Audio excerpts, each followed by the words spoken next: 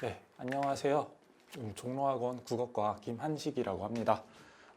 이번 4월 모의고사 같은 경우에는 EBS 연계율이 굉장히 높았고, 그래서 이제 EBS 공부를 조금 하신 학생들이시라면 난이도가 크게 높지는 않았을 것입니다. 그래서 실제 수능에서도 연계율이 한 60% 이상 정도가 나오기 때문에 여러분들이 이제 EBS를 어느 정도 공부를 하고 나면 뭐 시간 관리를 하는 것이라든지 아니면은 지문을 읽는데 조금 더 도움이 되지 않을까 싶습니다. 그래서 난이도가 크게 높진 않았기 때문에 여러분들이 요 지문들을 조금 읽으면서 연계율을 한번 체감해 보시는 게 좋을 것 같습니다. 그 다음 자 이제 10번부터 13번 지문을 먼저 볼 건데요. 자, 기술 지문 같은 경우에는 구현되는 원리가 상당히 중요합니다. 특히나 이제 뭐 기술이랑 관련되어 있는 애들은 그 기계공학보다는 이제 디지털 기술이랑 관련되어 있는 친구들이 약간 조금 추상적으로 나오는 부분들이 있어서 이런 애들은 원리를 조금 제대로 어떤 식으로 이야기를 하고 있는지를 파악해가면서 읽는 게 훨씬 더 도움이 됩니다. 자, 읽어보도록 하겠습니다. 현재 우리가 사용하는 디지털 컴퓨터는 비트, 즉 이진법을 사용하여 트랜지스터의 전류가 흐를 때 1, 그렇지 않을 때를 0으로 인식해 연산 기능을 수행한다. 그래서 이제 뭐 컴퓨터의 연산 속도를 향상시키기 위해서 트랜지스터를 집적시킴으로써 CPU 자체의 성능을 높임과 동시에 여러 개의 CPU를 병렬로 연결한 슈퍼컴퓨터를 사용해 왔다. 자, 그리고 뭐가 나오냐면 그러나라고 하는 게 나오니까 자, 슈퍼컴퓨터가 가지고 있는 뭐 이제 문제점 같은 것들이 나오겠죠. 처리해야 할 데이터는 기하급수적으로 증가하는 반면 연산 속도는 CPU를 병렬로 연결한 개수와 비례하여 증가함으로써 점차 디지털 컴퓨터의 한계가 나타나기 시작했다. 라고 얘기를 하면서 자, 한계에 대해서 이야기를 합니다. 자, 그러면 지금까지 이제 디지털 컴퓨터를 사용해 왔는데 얘는 분명하게 한계가 존재를 하고 그러면 자, 보통 우리가 이제 글을 읽어왔던 어떤 내용들에 따르면 이런 한계라든지 문제점 같은 것들이 발견됐을 때 그 뒤에 해결 방안 같은 것들이 제시가 돼야겠죠. 이와 더불어 트랜지스터의 크기가 점점 작아지면서 양자 현상이 두드러져 제대로 작동하지 못하게 되어 연산 속도 향상 역시 한계에 부딪히고 있다. 따라서 기존 컴퓨터는 기상 예측 등 특정 분야에서 사용하는 한편 다른 컴퓨팅 방식인 양자 컴퓨터 개발을 통해 보편적 연산 능력의 향상을 꾀하고 있다. 자, 얘의 한계는 이런 결국 트랜지스터라고 하는 애가 가지고 있는 어떤 문제인데 한계라기보다는 크기가 점점 작아지면서 양자 현상이 나타나게 되고 자, 이게 뭐 때문에 그런지는 모르지만 일단 트랜지스터의 크기가 작아지는 것이 문제라고 얘기를 했고요. 그래서 양자 컴퓨터가 이런 문제점의 해결 방안으로 등장을 하게 되었다라고 보시면 되겠죠. 양자 컴퓨터는 큐비트라는 정보 단위를 사용하는데 큐비트는 0이 아니면 1이 아닌 0과 1을 동시에 가질 수 있는 성질을 지니고 있다. 자, 그래서 양자 컴퓨터의 특징이라고 하면 정보 단위로 큐비트를 사용한다라는 건데 큐비트는 0과 1을 동시에 가질 수 있는 성질이라고 볼 수 있죠. 자, 이러한 특성 때문에 큐비트가 늘어남에 따라 양자 컴퓨터의 계산 공간은 상대적으로 적게 늘어난다. 자, 그러면 트랜지스터의 크기가 줄어들어서 생겼던 문제들이 이런 계산 공간이 상대적으로 적게 늘어나는 어떤 양자 컴퓨터의 특징에 따라서 해결되었다라고 보시면 되겠죠. 자, 예를 들어 8비트의 디지털 컴퓨터와 8큐비트의 양자 컴퓨터를 이용하여 1과 256 사이의 어떤 함수의 근을 찾는다라고 얘기를 했을 때 전자, 즉 8비트의 디지털 컴퓨터는 1부터 256까지 함수에 이제 넣으면서 결과값이 0인지 아닌지를 확인한다. 따라서 최대 256번의 반복 연산을 실시해야 된다. 반면 양자 컴퓨터의 경우에는 각 큐비트는 0과 1을 동시에 가질 수 있다는 성질 덕분에 단 한 번의 연산으로 답을 찾아낼 수 있다. 자, 8큐비트는 여기 28이 아니라요. 2의 8승인데요.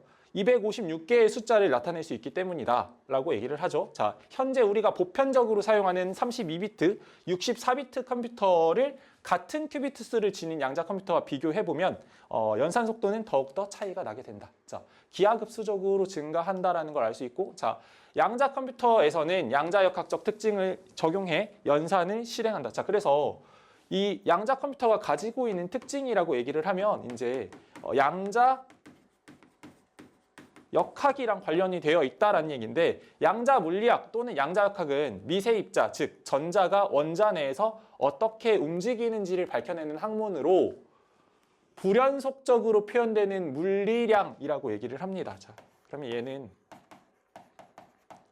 불연속적 물리량이라고 할 수 있겠네요.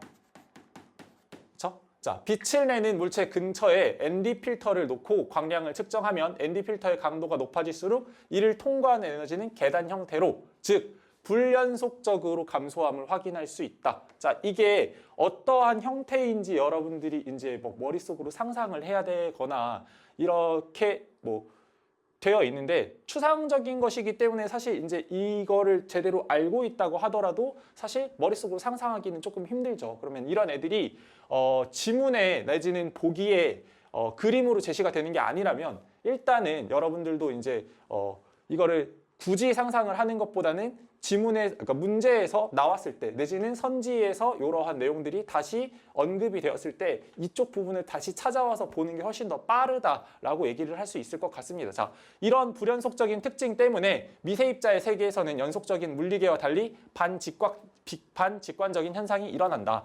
이것이 바로 양자 중첩과 양자 얽힘이다. 자, 그래서 얘는 불연속적인 특징을 가지고 있고 따라서 반직관적 특징을 가지고 있는데, 현상 같은 것들이 일어났는데, 자, 이 반직관적 현상의 양자 중첩과 양자 얽힘이 있다 라고 얘기를 하고 있죠. 자, 분류를 했으므로 뒤에서, 자, 양자 중첩이란, 자, 하나씩 설명을 하겠죠. 큐비트라는 하나의 입자 속에 0과 1이라는 속성이 동시에 존재하는 것을 말한다. 나노 단위 이하의 영역에서는 베르너 하이젠베르크의 양자 불확정성 원리에 의해 0과 1의 구분이 모호해진다. 이 때문에 양자 중첩은 우리가 물리적으로 인지하는 실수 체계가 아닌 허수가 포함된 복소수 체계로 표현된다. 자, 이때 복소 개수는 0이나 1이 측정될 확률의 제곱근을 의미하며, 이는 전자는 확률적으로 존재한다는 것을 의미한다. 그래서 양자중첩이라고 하는 애는 어떤 확률적인 것이다 라고 하는 것을 알 수 있죠. 확률적 상태는 큐비트가 측정된 순간 0 또는 1로 결정된다. 자, 지금까지 이제 우리가 이제 뭐 과학 지문이라든지 물리 지문 같은 것들을 읽으면서 양자라고 하는 것들에 대해서 어느 정도는 여러분들이 알고 있으실 거라고 생각을 해요. 그래서 양자역학이나 양자 물리학에서 이제 우리가 이야기하는 것들은 거의 대부분 양자라고 하는 것 자체가 0과 1을 모두 포함하고 있고, 이게 거시 세계에서 관측되었을 때 그 값이 정해지는 것이다. 뭐 이런 식으로 이해를 하고 있을 거고, 배경지식도 어느 정도 가지고 있을 거라고 생각을 합니다. 확률적 상태는 큐비트가 측정된 순간 0 또는 1로 결정된다. 그래서 측정된 순간에 결정이 되는 거죠. 이러한 양자중첩의 원리에 의해 여러 입력값을 동시에 처리할 수 있는데 이를 양자병렬성이라고 한다. 그래서 자, 양자 컴퓨터라고 하는 애가 여러 입력값을 동시에 처리할 수 있는 원리는 결국 이런 양자 병렬성이라고 하는 원리라고 하는 것과 같이 연결이 되셔야 돼요. 그래서 앞에서 나왔던 내용들이 뒤에서 다시 재언급이 되었을 때, 재진술되었을 때 그 앞에 있던 내용들과 같이 연결을 해서 봐야 된다는 점 조금 잘 기억을 해주시면 좋을 것 같고요. 자, 양자 얽힘은 쌍을 이루는 두 양자는 아무리 멀리 떨어져 있어도 하나의 상태를 공유하는 현상이다. 즉, 한쪽의 양자가 측정된 순간 우주 저편에 있는 얽힌 양자의 상태가 동시에 결정된다는 것이다. 이 때문에 정보 전달이 빛보다 빠를 수 없다는 아인슈타인의 특수 상대성 이론의 국소성에 위배된다는 논란이 일어났다. 자, 양자 물리학자들은 양자 얽힘을 초광속 정보 전달보다는 두 쌍입자 사이의 원초적인 연결고리로 해석한다. 애초에 쌍입자라는 것은 하나의 원자에서 분리되었기 때문에 두 입자는 아무리 멀리 떨어져 있다 해도 동일한 물리계 안에서 연결되어 있으므로 정보를 전달하는 과정이 필요 없다는 의미이다. 자, 그래서 한쪽의 양자가 측정된 순간 아무리 거리가 멀리 떨어져 있다고 하더라도 상태가 동시에 결정이 된다라는 거죠. 자, 또한 얽힘 현상을 이용하면 10개의 양자로 20개의 상태를 만들어낼 수 있기 때문에 양자 컴퓨터의 연산 능력을 기하급수적으로 향상시킬 수 있다는 점에서 양자 얽힘은 양자 컴퓨터 구현의 핵심 원리가 된다. 자, 그리고 마지막 문단은 대부분 보통 의나 뭐 한계라든지 이런 것들이 나오는데, 자, 여기에서는 앞으로의 전망에 관련되어 있는 내용들이 나오죠. 그렇죠? 자, 그래서 마지막 문단 같은 경우에는 조금 확정이 되어 있는 내용들이라면, 혹은 재진술하는 내용들이라면 여기를 굳이 막 심도 있게 읽을 필요보다는 대충 이런 내용들이구나. 그래서 선택지에서 이것과 관련되어 있는 내용들이 나왔을 때 빠르게 찾아갈 수 있는 내용들이 될 거라고 생각합니다. 자, 10번을 보시면요. 자, 당연히 지문의 첫 번째 문제는 내용 일치 문제이거나 내지는 설명 방식이랑 관련되어 있는 문제가 나올 텐데, 자, 설명 방식이랑 관련되어 있는 문제가 나왔습니다. 자, 기존 기술의 문제점을 언급하며 새로운 기술의 필요성을 언급하고 있다. 자, 그러면 기존 기술이라고 하는 애는 기존의 디지털 컴퓨터라고 하는 애가 한계를 가지고 있었기 때문에 그래서 양자 컴퓨터라고 하는 애가 나타나게 되었고, 이게 왜 필요한지에 대해서 언급하고 있다. 이게 가장 적절한 선택지라고 볼 수 있겠죠. 자, 밑에 나오는 선택지들을 보면 기존 기술과 관련된 전문적인 용어들을 각각 사례를 들어 설명하고 있다라고 얘기를 하는데, 기존 기술과 관련된 용어가 사례를 들어서 설명이 되고 있는 건 아니죠. 특히나 지금 여기서 이야기하고 있는 거는 전문적인 용어들이 나온다고 하더라도 기존 기술과 관련된 용어들이 아니기 때문에, 자, 3번은 기존 기술과 새로운 기술의 비교를 통해 문제가 발생하게 된 원인을 드러내고 있다라는 건데, 자, 기존 기술과 새로운 기술의 비교를 통해서 문제가 발생하게 된 원인. 자, 그러면 지금 이 문제가 발생하게 된 원인은 트랜지스터의 크기가 작아진 거라고 봐야 되는데, 이게 새로운 기술과 비교를 통해서 원인을 드러낸 거라고 보기는 힘들죠. 그래서 얘는 여기에서 이쪽으로 이제 연결되는 요 통해라고 하는 말이 제대로 이루어져 있지 않다. 즉, 얘는 문장과 문장 사이에 어떤 연결성의 문제가 있는 선택지라고 보시면 되겠죠. 4번에 구체적 사례를 제시하여 새로운 기술의 등장이 기존 기술에 미친 영향을 설명하고 있다. 자, 새로운 기술의 등장 때문에 기존 기술이 어떻게 바뀌었다라기보다는 기존 기술이 가지고 있는 한계 때문에 얘가 어떤 식으로 되고, 얘는 그러니까 기존 기술 같은 경우에는 특정한 영역에서만 사용을 하게 되고 새로운 기술이 보편적 연산 능력을 가지게 되었다라고 해서 얘가 해결 방안 정도로 보시면 되겠죠. 자, 5번에 새로운 기술이 가진 문제점이 기존 기술의 개선을 통해 해결될 수 있음을 시사하고 있다. 자, 새로운 기술이 가진 문제점이 기존 기술의 개선을 통해 해결될 수 있다라고 하는 거는 마지막 문단에서 나오는 내용들을 통해서 여러분들이 오해를 할 수도 있겠지만, 자, 이거는 새로운 기술보다는 기존 기술이 가지고 있는 문제점이 새로운 기술을 통해서 해결된다라고 하는 내용으로 보는 게 훨씬 더 적절하다라고 볼 수 있겠죠. 자, 그 다음 11번은 윗글에 대해 이해한 내용으로 적절하지 않은 것은 자, 트랜지스터가 많아지면 컴퓨터의 연산 속도는 향상된다. 자, 연산 속도를 끌어올리기 위해서 트랜지스터를 더욱 많이 집적하게 되었고, 그래서 트랜지스터의 크기가 작아지면서 문제가 발생했다라고 하는 내용들이 나오죠. 첫 번째 문단에서 확인을 할 수 있고요. 자, 양자중첩은 측정된 큐비트 값의 제곱근을 개수로 갖는다라고 얘기를 하는데, 자, 양자중첩은 뭐기 때문에 여러분? 확률이죠. 그렇죠? 양자중첩은 확률이기 때문에 측정된 이후의 값이 중요한 게 아니라 그 전에 측정되기 이전에 확률의 제곱근을 개수로 갖는다라고 하는 게 더 적절하겠죠. 그래서 얘는 적절하지 않은 선택지가 될 거고, 3번에 양자계와 달리 물리계는 연속적이고 직관적인 현상이 일어난다.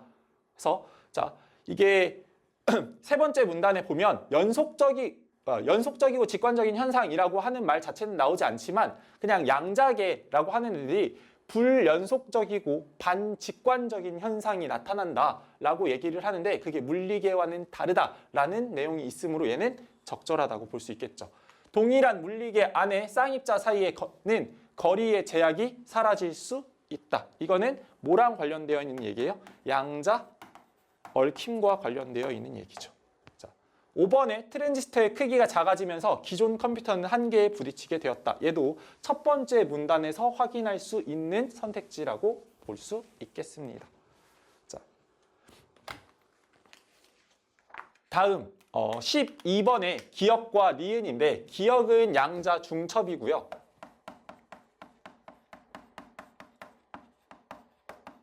니은은 양자 얽힘이죠.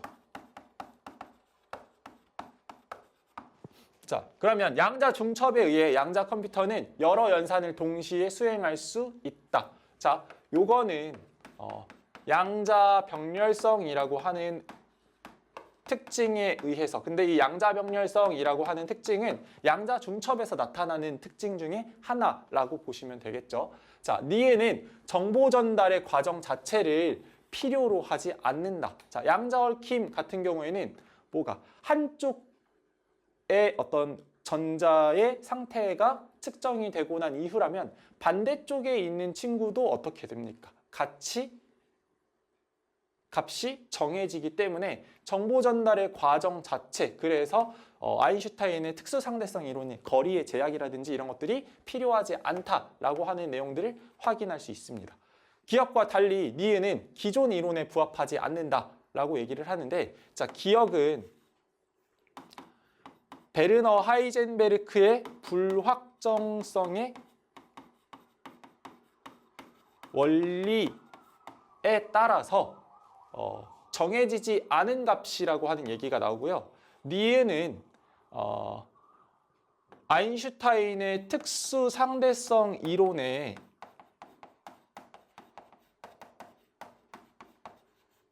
국소성에 위반돼서 논란이 되었다라고 하는 내용이 나오죠.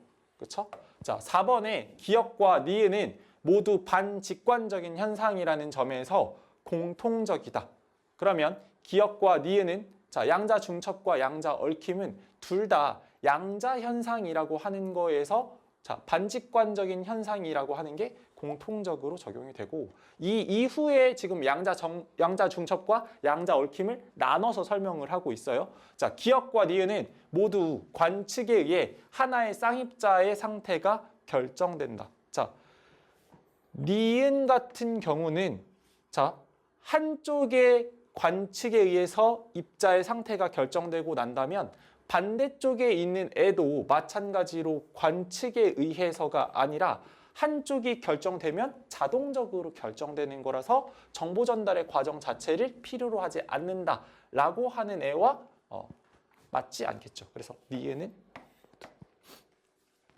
라고 하는 내용이 적절하지 않은 선택지가 되겠습니다. 자, 그 다음, 자, 13번 같은 경우에는 뭐 별다른 내용이라기보다는 선택지에 나오는 내용들도 보면 예시랑 관련되어 있는 얘기들이 나와요. 자, 보기에 나오는 내용들을 읽어보면 양자 컴퓨터는 기존의 슈퍼컴퓨터가 담당하던 많은 부분을 대체할 수 있다. 예를 들어 기상 예측, 암호해독, 자율주행, 신약 후보 물질 발굴, 도시 교통 최적화, 우주 탐사 등 아주 복잡한 계산이 필요한 부분에서 더욱 그 효과가 두드러진다. 그러면 양자 컴퓨터를 어떤 식으로 활용할 것인가가 이 보기에 나오는 내용들이랑 같이 연결이 되어서 선지로 연결이 되면 될 것 같은데, 자, 1번에 금융 리스크 계산과 같이 많은 경우의 수를 계산하기 위한 시뮬레이션을 개발할 수 있겠군 이라고 얘기를 하는데, 이런 거는 어떤 양자 컴퓨터가 가지고 있는 연산 능력을 가지고서 이야기할 수 있는 것들이 되겠고, 2번에 항공기 설계 및 기체 결함 수리와 같은 전문적인 인력이 필요한 분야에 활용할 수 있겠군. 사실 전문적인 인력이 필요한 분야에 사용되는 것 자체가 문제가 된다기보다는 기체 결함 수리라고 하는 뭐예요? 이런 어떤 물리적 인력이 필요한 데에는 컴퓨터가 사용될 수 없다라고 보는 게 맞겠죠. 여기서는 지금 연산 능력과 관련되어 있는 얘기가 나와야 되고, 이 연산 능력이라고 하는 건 어떤 인간이 가지고 있는 지식적 능력의 측면에서 구현되어야 된다라고 보는 게 맞을 것 같습니다. 따라서 2번이 적절하지 않다라고 보시면 되겠고, 나머지 3번, 자, 이동 경로를 최적화할 수 있는 서비스를 제공할 수 있겠군. 그러면 연산 능력을 통해서 이동 경로를 최적화한다. 양자역학적 특징을 통해 클라우드 서비스를 제공한다면 기존보다 더욱더 빠른 알고리즘을 실행할 수 있겠다. 자, 뭐 알고리즘이라든지 클라우드 서비스라든지 이런 것들은 연산 능력을 통해서. 자, 그다음 5번에 기계학습의 성능을 끌어올려 인공지능이 만들어낸 지식들이 인류가 만들어낸 지식의 총량을 넘어설 수 있겠군. 마찬가지로 이런 지식이라고 하는 애들이 기계학습이라고 하는 건 양자 컴퓨터를 통해서 더 빠르게 발전할 수 있는 분야라고 볼 수가 있겠죠. 자, 문학으로 넘어가서요. 28번부터 31번까지 이상의 날개와 관련되어 있는 지문이 나오는데, 그 앞에 나왔던 요 지문 같은 경우에는 양자역학이랑 관련되어 있는 지문 같은 경우에는 수능 특강 독서 307페이지에 나오는 내용, 실전학습 2회의 기술 지문으로 나오는 내용이고요. 이상의 날개라고 하는 요 작품은 수능 특강 문학의 156페이지에 나오는 내용입니다. 연계가 그대로 되었죠. 자, 많이 봤던 작품일 거고 앞에 나오는 내용이라든지 뒤에 나오는 내용이라든지 중략 부분을 중심으로 해서 앞부분의 내용과 뒷부분의 내용을 연결을 잘 해주시면 훨씬 더 쉽게 읽을 수 있는 내용들입니다. 자, 이상의 작품이 약간 독특하기 때문에 여러분들이 이제 알아두셔야 되는 건 정신적으로 분열이 되어 있는 자아의 모습을 표현하는 작품들이 이상의 작품에는 많다. 그래서 작가의 이상이라고 하는 사람이 써져 있다면 얘는 뭔가 분열되어 있는 어떤 정신의 모습을 이런 식으로 자아의 모습을 이런 식으로 표현하겠구나 라고 하는 것들을 조금 염두에 두고 글을 읽으시는 게 글을 이해하는 데 훨씬 더 도움이 될 겁니다. 자, 앞부분 줄거리를 보시면 자, 나라고 하는 인물이 나와요. 자, 그럼 시점은 일단 1인칭 주인공 시점이다 라고 할 수 있겠죠. 생애 의욕을 상실한 채 방 안에서 뒹굴며 지낸다. 자, 어떤 애냐면 무기력하죠. 자, 아내는 외출을 자주 하며 아내가 나간 사이 나는 아내의 방에서 놀곤 한다. 나는 가끔씩 외출을 한다. 비를 맞아 감기에 걸린 나에게 아내는 아스피린을 주고 약을 먹은 나는 잠만 자게 된다. 나는 아내가 아스피린이 아닌 수면제 아달린을 주었다는 것을 알게 된다. 자, 나와 아내 사이에 자, 아내가 나에게 아스피린이라고 하는 걸 줬는데 그게 사실 알고 보니 아달린이었다 라고 하는 걸 알게 되죠. 자, 그래서 그 이후로 밖으로 나오게 되는데 내가 잠을 깨었을 때는 날이 환히 밝은 뒤다. 나는 거기서 일주야를 잔 것이다. 풍경이 그냥 노랗게 보인다. 그 속에서도 나는 번개처럼 아스피린과 아달린이 생각났다. 아스피린, 아달린, 아스피린, 아달린, 말스, 말사스, 마도로스, 아스피린, 아달린. 아내는 한 달 동안 아달린을 아스피린이라고 속이고 내게 먹였다. 그것은 아내 방에서 이 아달린 값이 발견된 것으로 미루어 증거가 너무나 확실하다. 무슨 목적으로 아내는 나를 밤이나 낮이나 재웠어야 됐나. 자, 그래서 이 아내가 나에게 아스피린 대신 아달린을 먹인 거에 대해서 자꾸 뭐 하게 됩니까? 의심하게 되죠. 나를 조금씩 죽이려던 것인가. 그러나 또 생각하여 보면 내가 한 달을 두고 먹어온 것이 아스피린이었는지도 모른다. 아내는 무슨 근심되는 일이 있어서 밤이면 잠이 잘 오지 않아서 정작 아내가 아달린을 사용한 것이 아닌지. 자, 그러면 이 아달린이라고 하는 건 잠이 잘 오지 않을 때 먹는, 즉 뭐라고 보시면 돼요? 수면제라고 보시면 되겠죠. 자, 나는 아내에게 이렇게 큰 의혹을 가졌다는 것이 참 안 됐다라고 얘기를 해요. 자, 스스로에게 약간 불쌍한 감정 같은 것들을 가지는데 그 이유가 아내를 의심한 것에 대한 어떤 안쓰러움 같은 것들이라고 볼 수 있겠죠. 나는 그래서 불이 났게 거기서 내려왔다. 아랫도리가 회회 내어져이면서 어찔어찔한 것을 나는 겨우 집을 향하여 걸었다. 8시 가까이였다. 나는 내 잘못된 생각을 죄다 일러바치고 아내에게 사죄하려는 것이다. 자, 집으로 다시 들어가게 되는데 이 잘못된 생각이라고 하는 건 아내에 대한 의심이 되겠죠. 자, 나는 너무 급해서 그만 또 말을 잊어버렸다. 그랬더니 이건 참 큰일 났다. 나는 내 눈으로 절대 보아선 안 될 것을 그만 딱 보아버리고 만 것이다. 얼떨결에 그만 냉큼 미닫이를 닫고 그리고 현기증이 나는 것을 진정시키느라고 잠깐 고개를 숙이고 눈을 감고 기둥을 짚고 섰자니까 1초 여유도 없이 획 미닫이가 다시 열리더니 매무새를 풀어헤친 아내가 불쑥 내밀면서 내 멱살을 잡는 것이다. 자, 그래서 집으로 다시 들어갔는데 이 집에서 보아서는 안 될 것을 보게 되었고 그게 이제 매무새를 풀어헤친 아내라고 보시면 되겠죠. 중략 이후에 나는 또 오타게 거리를 내려다 보았다. 자, 다시 밖으로 나와 있어요. 자, 외출을 다시 한 건데 거기서는 피곤한 생활이 또 금붕어 지느러미처럼 흐느흐느 허우적거렸다. 눈에 보이지 않는 끈적끈적한 줄에 엉켜서 헤어나지들을 못한다. 나는 피로와 공복 때문에 무너져 들어가는 몸뚱이를 끌고 그 오타게 거리 속으로 섞여가지 않는 수도 없다 생각하였다. 자, 그러면 나의 어떤 무기력한 모습이 이런 식으로 지금 드러나고 있다라고 보시면 될 것 같고 나서서 나는 또 문득 생각하여 보았다. 이 발길이 지금 어디로 향하여 가는 것인가를.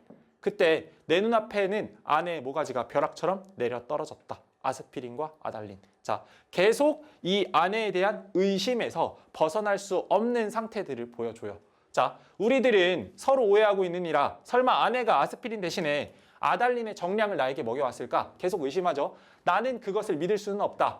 아내가 대체 그럴 까닭이 없을 것이니 그러면 나는 날밤을 새면서 도둑질을, 계집질을 하였나? 정말이지 아니다. 자, 그러면 둘 다 지금 잘못한 게 없다라고 생각을 하고 있어요. 자, 우리 부부는 숙명적으로 발이 맞지 않는 절름발이인 것이다. 내나 아내나 제 거동에 로직을 붙일 필요는 없다.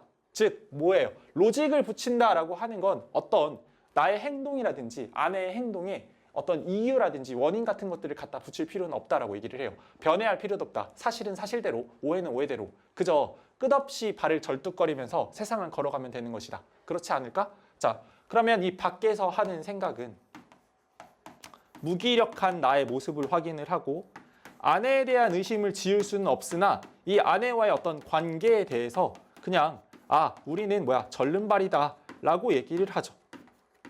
사실 여기서 이제 나오는 절름발이는 문학적으로 사용되는 표현 중에서 어떤 것들이냐면 내가 가지고 있는 어떤 그 생각과 다른 생각들이 같이 존재할 때, 반대에 있는 생각들이 같이 존재할 때 발이 맞지 않는 그런 모습들을 절름발이로 표현하는 경우들이 되게 많기 때문에 이런 것들은 상징적인 의미로 알고 있으시면 도움이 될 겁니다. 자, 이때 뚜 하고 정오 사이렌이 울렸다. 사람들은 모두 내 활개를 펴고 닭처럼 푸드덕거리는 것 같고 온갖 유리와 강철과 대리석과 지폐와 잉크가 부글부글 끓고 수선을 떨고 하는 것 같은 찰나 그야말로 현란을 극한 정오다. 자, 정오의 사이렌이 울렸고 이때 지금 얘가 바라보고 있는 것들은 어떤 도시의 모습들이랑 관련되어 있는 유리, 강철, 대리석, 지폐, 잉크 같은 것들이죠. 나는 불현듯 겨드랑이가 가렵다. 아하, 그것은 내 인공의 날개가 돋았던 자국이다. 오늘은 없는 이 날개.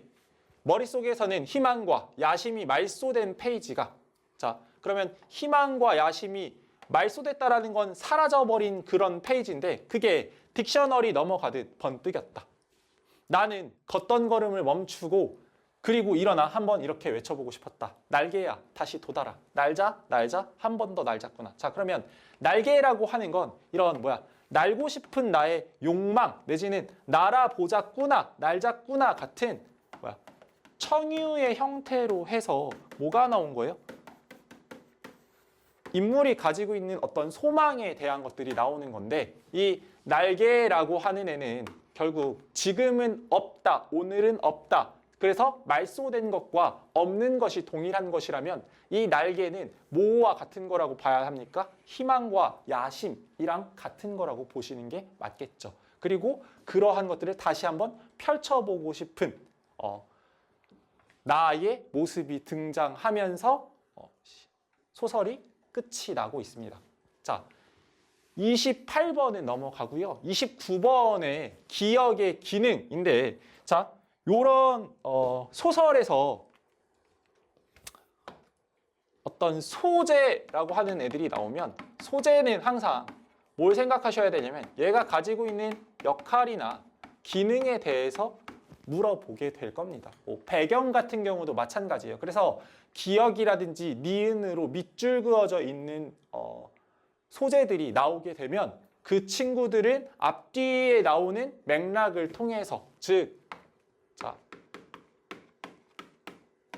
잘 알아두셔야 되는 것, 얘네들은 전후 맥락 없이는 저 역할과 기능이 아주 명료하게 드러나지는 않습니다. 그래서 단어의 외연적인 의미에 집착하기보다는 조금 전후 맥락, 그래서 글 전체에서 얘가 어떤 식으로 다루어지고 있는지를 보시는 게 좋아요. 자, 1번에 내면의 혼란과 갈등이 해소된 후 처음으로 받아들이는 외부 자극에 해당한다 라고 얘기를 하는데, 자, 갈등은 아직 해소되지 않았습니다. 자, 얘가 가지고 있는 갈등이라고 하면 아내에 대한 의심과 나의 어떤 무기력, 이런 것들이 어떤 내면의 갈등이라고 봐야 되는데, 해소된 뒤에 받아들이는 외부 자극이라기보다는 이 기억을 통해서 갈등이 해소될 수 있다, 이런 식으로 가는 게 맞겠죠. 자, 2번에 혼란을 느끼는 인물이 외부의 자극을 통해 각성하는 계기를 제공한다. 그러면 자, 이 혼란을 느낀다라고 하는 게 이제 뭐예요? 갈등 상태에 있는 인물인데, 외부의 자극이라고 하는 정오의 사이렌, 얘가 되겠죠. 얘를 통해서 각성하는 계기, 그래서 저런 갈등, 혼란 같은 것들이 종식되고 무언가 얘가 바라는 소망이라든지 이런 것들로 나아가게 되는 동기가 되었다라고 하는 측면에서 2번이 적절한 선택지다라고 볼 수 있겠고, 자, 3번에 대상에 대한 불신과 오해가 사라지고 대상에게 돌아가게 만들어준다. 자, 그럼 여기서 대상이라고 하는 건 아내가 될 거고요. 이 아내에 대한 불신과 오해가 사라졌다라고 하는 건 얘를 통해서 이게 사라지는 건 아니다라고 보시는 게 맞을 것 같고요. 4번에 인물이 거리에 섞여 사회화되는 과정에서 마주하게 되는 소리이다. 그러면 자, 뭐 거리에 섞여 있는 것까지는 적절한 것 같아요. 근데 이 사회화되는 과정이라고 보기에는 지금 인물이 가지고 있는 어떤 갈등이라고 하는 것들이 어떤 내적 갈등이라든지 이런 것들에 초점이 맞춰져 있고, 뭐 앞에서 이제 뭐 중략 부분 이전에 앞부분 줄거리라든지 이런 것들을 봤을 때 이 여기에서 등장하는 인물인 나라고 하는 사람은 사회와 격리된 존재죠.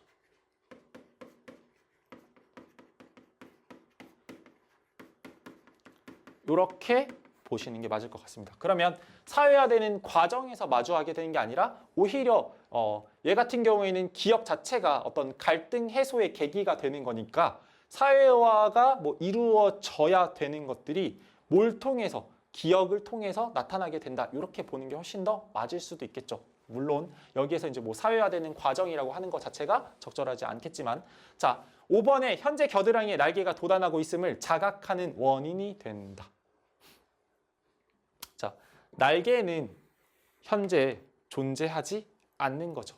예전에 돋았던 거고 지금은 존재하지 않는 것이기 때문에 뭐 현재 겨드랑이에 날개가 돋아나고 있음, 이런 것들은 적절하지 않을 것이다 라고 볼 수 있겠고, 30번에 윗글에 대해 이해한 것으로 적절하지 않은 것인데, 집에 도착한 나는 아내의 비밀을 알게 되어 현기증을 느낀다. 내가 보아서는 안 될 것을 알게 되고, 그래서 뭐야? 머리가 띵 하고 아파하는 그런 모습들이 나타납니다. 그쵸? 그 다음, 나는 희망과 야심이 남아있었음을 깨닫고 날개가 다시 돋기를 소망한다. 자, 정오의 사이렌 이후에 마지막 부분을 보시면 그 날개라고 하는 애가 돋았던 자국 자체가 남아있는 거고, 희망과 야심이라고 하는 게 말소된 게 아니라 아직 남아있었다라고 보는 게 맞을 것 같고요. 날개가 다시 돋기를 소망하고, 그래서 뭐야? 날 잡구나로 이어지게 되는 거죠. 그 다음 3번에 나는 거리를 내려다보며 아내와의 비정상적인 관계를 정리하고 갈등을 해소한다 라고 얘기를 하는데, 자, 여기서 갈등 자체는 지금 아내와의 갈등이라고 얘기를 하면 지금 여기 나오는 인물인 나는 아내와의 갈등을 전혀 해소하지 못하고 계속해서 지속적으로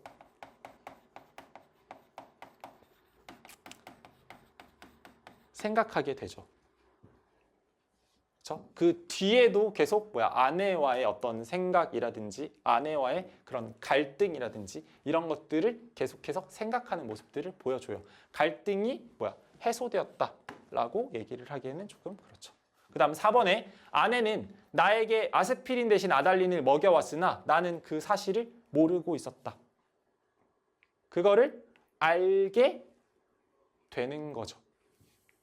그래서 밖으로 외출을 나오게 되는 거고 아내에 대해서 의심을 하게 되는 것이라고 보시면 될 것 같습니다. 5번에 나는 아내를 의심한 것에 대해 죄책감을 느끼고 아내에게 용서를 구할 생각을 가지고 있었다. 그래서 집으로 들어갔는데 집으로 들어간 이후에 보아서 안 될 것을 보았다. 이렇게 보는 게 맞을 것 같습니다. 31번에 자, 보기랑 관련되어 있는 문제인데 자, 전체적인 내용이랑은 조금 상관이 없는 보기인 것 같아요. 그래서 목격의 행위는 일종의 지각 능력으로 인간의 내적 상태와 깊은 관련을 가진다. 날개가 다루는 도해지의 화려함과 아내의 부도덕성은 목격의 행위를 통해 제시되고 있다. 이 과정에서 목격이 가진 복합적인 측면이 나타난다. 자, 복합적인 측면이라고 얘기를 하죠. 도해지의 화려함을 목격하는 것은 새로운 알을 깨닫는 일이지만 그럼 얘는 긍정적 기능을 하기도 하지만 아내의 비밀을 목격하는 것은 근대 도시 이면의 부도덕성을 확인하는 일이다. 자, 부정적 역할을 하기도 해요. 자, 1번에 풍경이 그냥 노랗게 보이는 것은 나의 심리적인 상태를 드러내는 것으로 아내와 관련한 사건이 자, 그러면 아내가 나에게 아스피린 대신 아달린을 먹여온 사건이 나의 지각, 그래서 이 풍경 자체를 노랗게 보이는 영향을 미친 것이라고 할 수 있겠죠. 그 다음 2번에 내 눈으로 절대 보아서 안 될 것을 그만 딱 보게 된 모습은 아내의 비밀을 목격한 것으로 이를 통해 나는 도시에 대해 새로운 알을 깨닫게 되는 것이라고 할 수 있다. 인데 자, 이 새로운 알이라고 하는 건 보기에서 이야기하는 대로라면 뭐예요?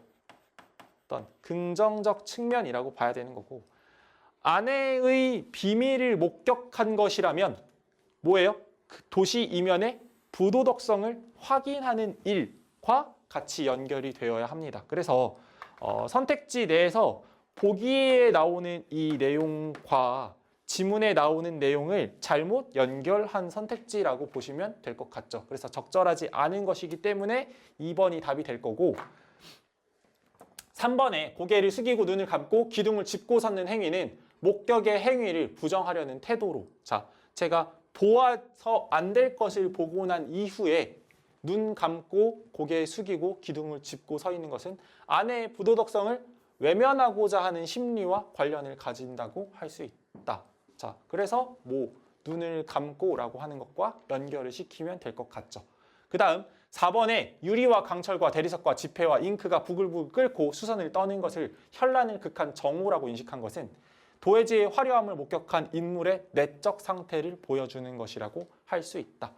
해서 여기에 나오는 유리라든지 강철, 대리석, 지폐, 잉크 같은 것들은 도해지의 어떤 화려함과 관련되어 있는 것이고 그래서 이 화려함을 표현하기 위해서 뭐라고 얘기했어요? 현란을 극한 정호라고 얘기를 했다라고 할 수 있죠. 그 다음 5번에 나가 겨드랑이에서 날개가 돋았던 자국을 목격하는 것은 한 번만 더 날 잡구나와 연결되며 기존의 혼란스러운 인식에서 벗어나고자 하는 내적 상태를 보이는 것이라고 할 수 있다. 자, 앞에서 문제들을 충실히 풀고 왔다면 5번 같은 경우에는 헷갈리지 않고 바로바로 선택을 할 수 있는 선택지라고 보실 수 있을 것 같습니다. 그 다음 32번부터 34번까지 이제 만분가와 북천가가 나오는데요. 만분가는 지금까지 여러 번 이제 수능 특강에서 나왔었고, 그 다음 기출도 조금 자주 되었던 작품입니다. 그 북천가 같은 경우에는 이번에 이제 수능 특강 56페이지에 나오는 내용으로 같이 또 이제 연계가 되었다라고 보시면 되는데 여러분들 고전시가 많이 어려워하잖아요. 고전시가 같은 경우에는 특히나 이제 고전 작품들 같은 경우에는 EBS에서 나오는 경우가 많기 때문에 EBS 교재에 있는 내용들을 중심으로 고전 시가나 고전 소설을 조금 정리해 보시는 걸 추천드립니다. 얘는 이걸 전체적으로 보기 전에 사실 이제 뭐 고어 같은 것들이 많이 쓰이기 때문에 여러분들이 이걸 읽는데 조금 어려워하는 경우들이 많더라고요. 그래서 이제 이런 것들을 볼 때는 보기에 나오는 내용들을 토대로 주제가 대충 무엇이냐 내지는 구성은 어떤 식으로 되어 있는지 이런 것들을 제대로 확인을 하고 내지는 줄거리 같은 것들을 확인을 하고 들어가는 것이 훨씬 더 보기가 편하다라는 말씀을 드릴 수 있겠고, 주제를 어느 정도 이렇게 잡아놓고 보면 사실 뭐 나머지는 이제 음독을 한다든지 아니면은 각주가 달려있는 내용들을 통해서 조금 의미를 보충을 한다든지 해서 안에 있는 내용 같은 것들을 대충 이런 내용이겠구나 라고 추측하는 것이 충분히 가능하거든요. 자, 보기를 먼저 보겠습니다. 만분가는 천상에서 하계로 추방된 선녀가 옥황상제에게 하소연하는 구성을 취하고 있는데, 선녀는 작가를, 옥황상제는 선왕을 각각 비유한다. 한편으로는 만분가가 임을 잃은 여성을 서정적 자아로 설정하여 충신연군지사의 형식을 취한 것으로도 볼 수 있다. 북천가는 유배가사로 작가가 수찬 남종순에 몰려 함경도 명천에 유배되었다가 방면되어 돌아오기까지 애환을 노래한 작품이다. 내용의 구성은 상소로 유배길에 오르게 된 신세를 한탄하며 서울에서 북천까지의 여정, 북관 수령의 환대와 칠보산 유람, 기생과의 사랑, 북관에서 명천까지의 여정, 명천 도착과 동시에 방면 소식을 접하고 귀환하는 과정에 강호 태평 등을 차례로 노래하고 있다. 자, 둘 다 그럼 결국 가는 충신 연군지사로 보시면 될 것 같고, 나는 대표적인 그냥 전형적인 유배 가사의 한 갈래로 보시면 되겠죠. 자, 그럼 봅시다. 한 줄 한 줄의 의미를 부여하기보다는 단락단락으로 끊어서 의미를 조금 부여해 주는 게 훨씬 더 읽기가 편합니다. 그래서 천상백구경 11일 어디인가 오세군 깊은 곳에 자청전 가렸으니 천문 구만리 꿈에라도 갈동말동. 자, 그러면 이게 뭐예요? 화자가 처한 현실이라고 보시면 되겠고, 이 백옥경이라고 하는 곳과의 거리감이 상당하다라고 하는 게 알 수 있죠. 구만리라든지 꿈에라도 갈동말동이라고 얘기를 하니까 갈 수 있는지 없는지 알 수가 없다. 차라리 죽어져서 억만번 변화하여 남산 늦은 봄에 두견새 넋이 되어 이화가지 위에 밤낮에 못 울면 삼청동 안에 저문 하늘 구름되어 바람에 흩날려서 자미궁에 날아올라 옥황 향안전에 지척에 나가 앉아 흉중에 쌓인 말씀 실컷 아뢰리라. 자, 그래서 현실에서 이루어질 수 없는 것들을 두견새나 내지는 구름 같은 것들을 통해서 흉중에 쌓인 말씀을 전하고 싶다라고 하는 소망 같은 것들을 이런 식으로 밝히고 있다라고 얘기를 할 수 있겠죠. 이내 몸이 천지간에 늦게 나니 황하수 말담하는 초객의 후신인가 상심도 한이 없고 가태부의 넋이런가 한숨은 웬일인가 형강은 고향이라 10년을 유락하니 백구와 벗이 되어 함께 놀자 하였더니 어르는 듯 괴는 듯 남다른 임을 만나 금화성 백옥당의 꿈조차 향기롭다. 자, 그러면 현실에 대한 어떤 한탄 같은 것들을 하고 그 다음 자연친화라고 하는 백구와 벗이 되어 함께 놀자 하였더니 자연친화 하려고 했는데 남다른 임을 만나 금화성 백옥당의 꿈조차도 향기롭다. 오색실 이음 짧아 임의 옷은 못하여도 바다 같은 임의 은을 추호나 갚으리라. 이게 연군의 정이죠. 그러면 자연 친화를 하는 와중에도 이 연군의 정 같은 것들을 잊지 못한다. 임금의 은혜를 갚으려고 하죠. 백옥 같은 이내 마음 임위하여 지켰더니 장안 어젯밤에 무설이 마구 내려 일모 수죽의 취소도 냉박구나. 유란을 꺾어지고 임 계신데 바라보니, 자, 그러면 임 계신 곳을 바라보니 약수 가려진데 구름길이 험하구나. 자, 이것도 마찬가지로 그러면 여기에 나오는 요 구름은 어떤 구름이겠어요? 장애물이 되겠죠. 자, 중략 이후에 초수남관이 고금에 한둘이며 백발황상에 슬픈 일도 많고 많다. 자기의 처지를 이런 식으로 얘기를 하고 있고, 건곤이 병이 들어 혼돈이 죽은 후에 하늘이 침울할 듯 관색성이 비치는 듯 고정의국에 원망과 울분만 쌓였으니 차라리 한눈이 먼 말같이 눈 감고 살고 싶다. 자, 현실이 어떻습니까?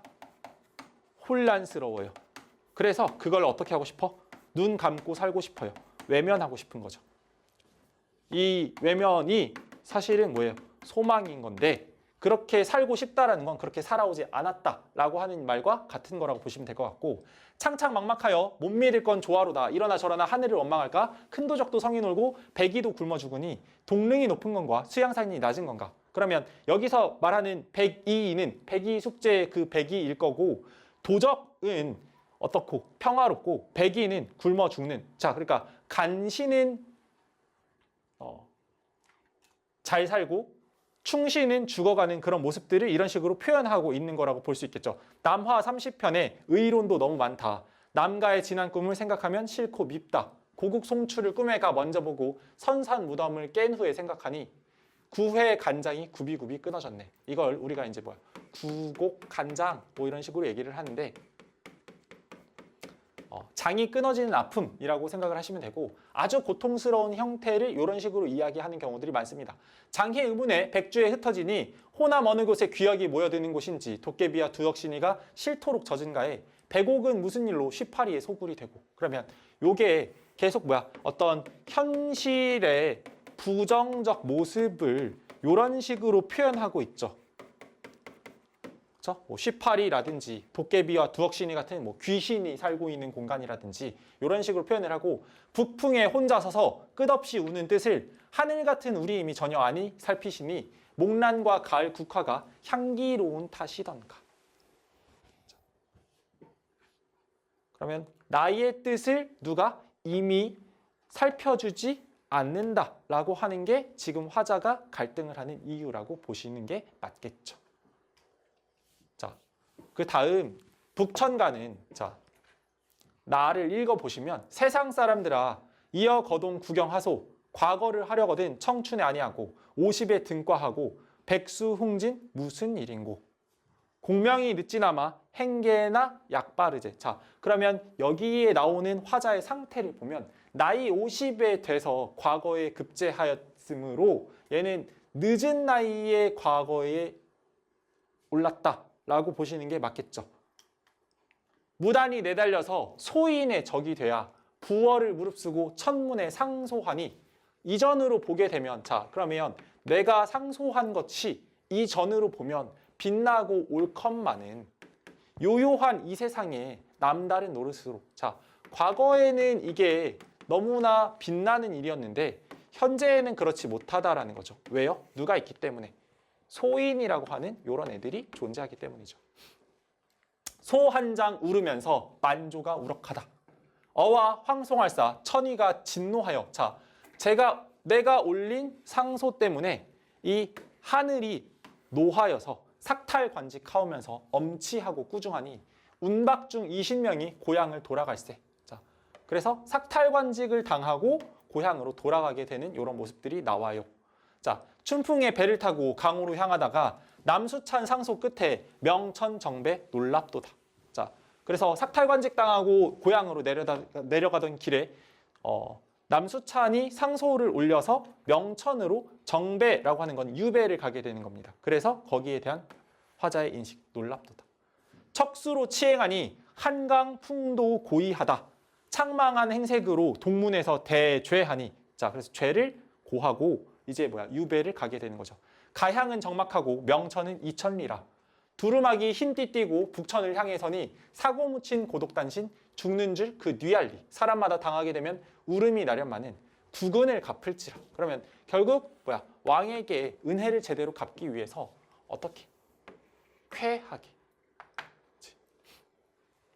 쾌활하게 그것을 받아들이겠다라는 말이 되겠죠. 본관이 하는 말은 이 말이 이곳의 칠보사는 북관중 명승지라. 그래서 얘가 지금 어디에 오게 된 거냐면 북관에 와서 이 본관과 이야기를 나누고 있는 거라고 보면 되겠죠. 칠보산 한번 가서 방피심산 어떠하뇨? 나도 역시 조커니와 도리에 난처하다. 자, 그러면 본관이 칠보산에 한번 가서 놀아보자라고 얘기를 했는데 나도 좋지만 마음속으로 좋지만 도리에 난처하다. 왜? 유배와 있는 입장이니까 이렇게 노는 것 자체가 약간 좀 꺼려진다라고 이야기를 하고 있는 거죠.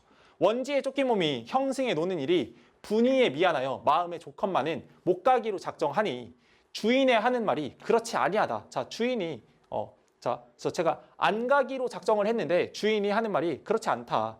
악양로 환강경은 왕등의 사적이요 적벽강 제석 노름 구소의 풍정이니 금악사 칠보 노름 무슨 험 있으리오. 자, 그러면 앞에 나오는 요 두 구절은 뭔가 고사를 인용을 해서 자, 지금 내가 하고 있는 이 금악사 칠보 노름이라고 하는 게 험이 되지 않는다라고 얘기하는 것과 같은 거죠. 그 말을 반겨듣고 황망이 일어나서 나귀에 술을 싣고 칠보산 들어가니 자, 그래서 여기에 자, 설득을 했고 설득을 당해서 칠보산으로 가는 거죠.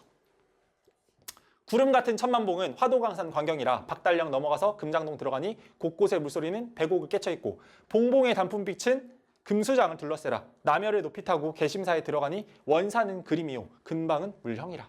그러면 자연의 아름다움을 예찬하는 모습들을 이런 식으로 보여주죠. 마음에는 가고 싶었으나 형편 때문에 못 갔던 것들이 실제로 들어가 보니 아름답더라. 60명의 선비들이 앞서고 뒤에 서니 풍경도 좋거니와 광경은 더욱 장타. 표현상의 특징이랑 관련되어 있는 문제는 넘어가고요. 33번에 윗글에 대한 이해로 적절하지 않은 것인데 가의 화자는 현실에 대한 비판적 태도를 통해 현실을 변화시키려 하는 마음을 드러내고 있다. 자, 현실에 대한 비판적 태도라고 하는 거는 여기가 귀역이냐 내지는 도깨비, 두억신이라든지 아니면 쉬파리의 소굴이라고 얘기를 하는 것들을 통해서 비판적 태도 같은 것들이 나오는데 현실을 변화시키기보다는 여기에서도 그냥 연군의 정이라고 하는 것들을 강조하면서 내가 임금님을 이렇게 생각해요 정도로만 이야기를 하고 있죠. 그래서 현실의 변화는 나오지 않습니다. 이런 내용들이 나오지 않기 때문에 얘는 적절하지 않다. 그래서 답은 1번이 되겠죠. 자, 2번에 나의 화자는 공간을 이동하며 자연 친화적 태도를 드러내고 있다 라고 얘기를 하는데 중략 부분 이후에 칠보산에 들어가서 칠보산에 나오는 풍경들을 예찬하는 장면들을 보면 2번은 적절한 내용들이 되겠고 3번에 가는 고사를 활용하여 나는 구체적 수치를 활용하여 화자의 처지를 드러내고 있다. 그래서 여기서 사용한 고사라고 하는 것은 앞에서 이제 뭐라고 나왔냐면 초수남간, 백발황상 같은 것들을 사용을 했고요. 여기서 나의 구체적 수치라고 하는 건 이천리라든지 명천까지 이천리라든지 이런 것들이 이제 구체적 수치라고 얘기를 할 수 있겠죠.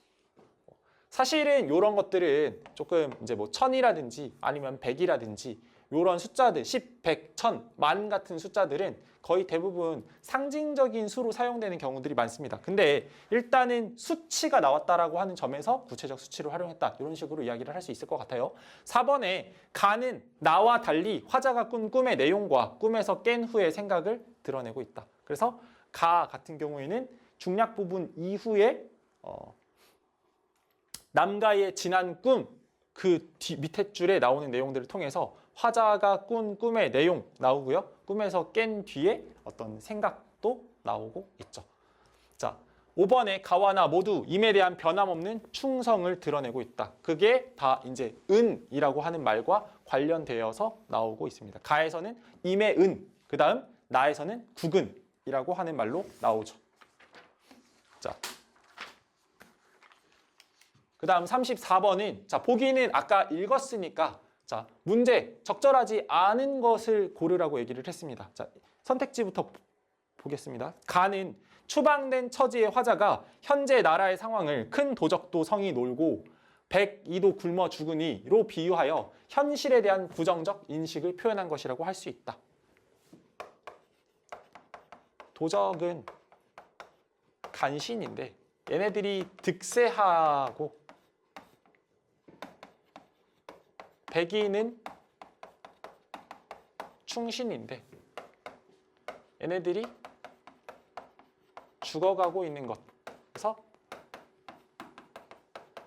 비판적 태도를 이런 식으로 보여준다라고 보시면 될 것 같죠. 그다음 2번에 나는 본관이 칠보산을 함께 가보자고 청하는 것으로 볼 때 작가가 북관 수령의 환대를 받는 모습을 표현한 것이라 할 수 있다.